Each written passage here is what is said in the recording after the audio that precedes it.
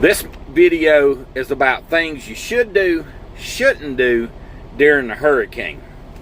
And you could be profitable. And it could cost you money.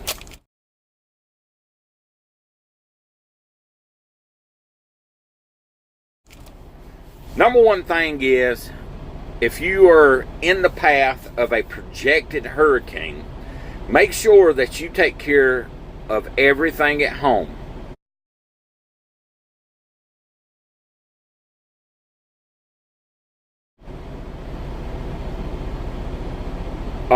Pets, kids, wife, schools, and stuff.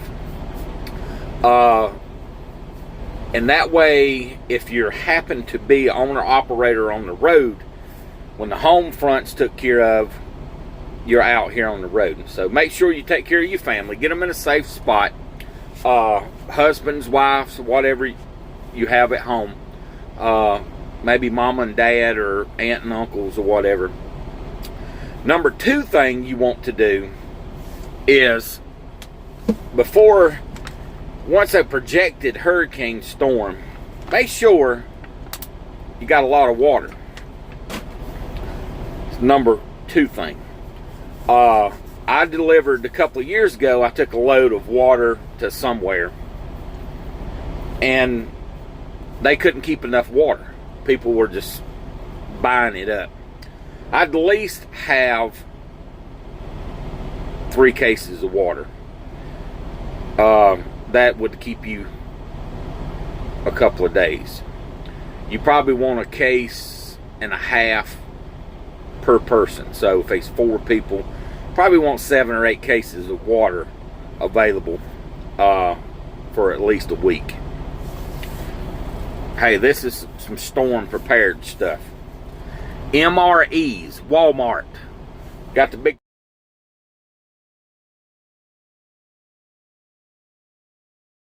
5-gallon, 4-gallon bucket. Get it. Coleman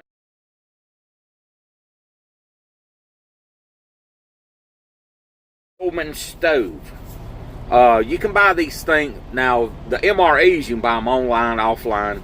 Walmart, any outdoor thing. Beef jerky. A lot of beef jerky too is need. These things will help you in case the power goes out. And if you have a gas grill and stuff, that's fine, but don't drag it inside. Make sure you leave it outside when you boil in water and stuff. And always have a full tank or a tank that's in the grill and a reserve tank. Because if the power and stuff's down, a lot of times you can't get gas because you can't pump it. So, and another thing, you want backup power. They have generators out here for $200 to $300. Backup power, you can buy big ones, $7,000 to $9,000 generators. You can hook up. There's all kinds of YouTube videos on that to help you out. But see, I don't live in the path of a hurricane. You know, we do have power failure during the winter and stuff like that if it's a real bad storm. But if you live in places that are projected like that, you need to have preparing and awareness. If there's water on the road, do not drive through the water. Roads can be washed out. Them potholes, you know, the big 50 round iron things are always hitting, sound like they're gonna blow your tire out. Those things can lift up in water, then you will get down there and get stuck. So, like the saying is, if you see water, turn around and don't drown. Keep that in mind.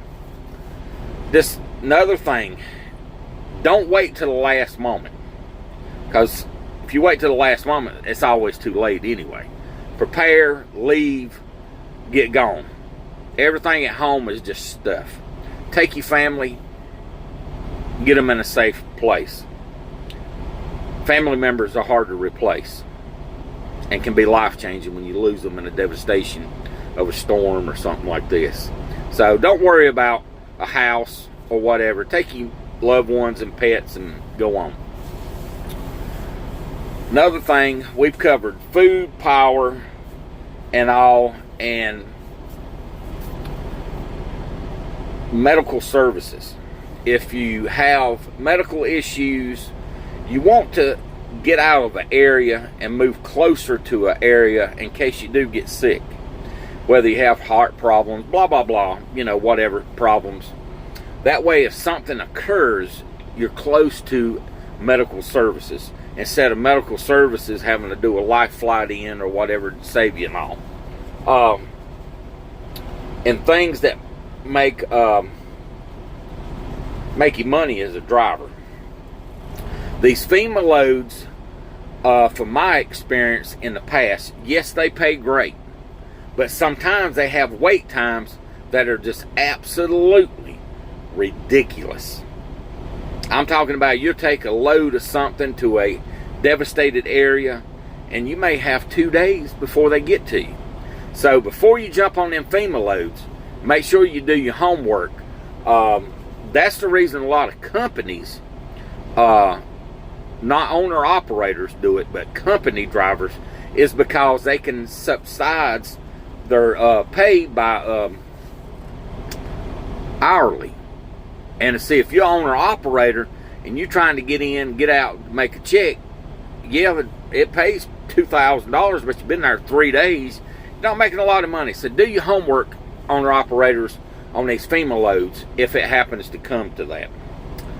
Because that will cost you a lot of money. And another thing, when there is a prediction like it is on the East Coast, make sure you fill your truck up. See, I'm getting concerned there. Fill your truck up and keep it filled up. Don't run it out. Top it off every day. That way, if there's a fuel shortage, you can get your truck and yourself out of town, even if you have to deadhead somewhere to get safe. I know dispatchers try to make you go into areas, and like I told them, I said, if you can't watch TV and see that area's devastated, this needs to go to the yard. I need something else. And trust me, you need to tell them that. And remember, carry a lot of water, food, and stuff in the truck with you, because you get in these areas, if you're doing FEMA loads, there ain't nothing there to eat. Trust me, been there, know that. So, you want to stock up on your groceries and drinks and stuff, because if you get on these FEMA loads and you get held up, man, there's not no truck stop. All you're doing is idling and burning fuel till you can get into a safe drop area. Just remember that. If you have any questions, feel free to contact me at buttermilk1972@gmail.com. Like, subscribe. Everybody, please be safe. And I pray that your families and everything are safe during the hurricane.